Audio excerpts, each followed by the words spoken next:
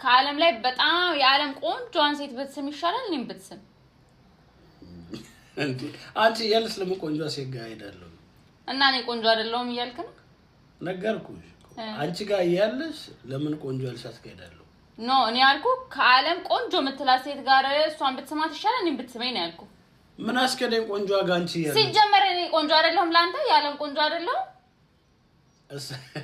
በትሄድ ይሻላል እሺ አረ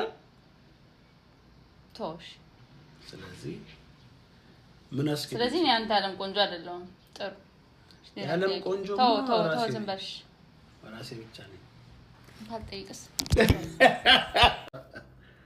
ለምን እንደምትስቀው አታናደኝ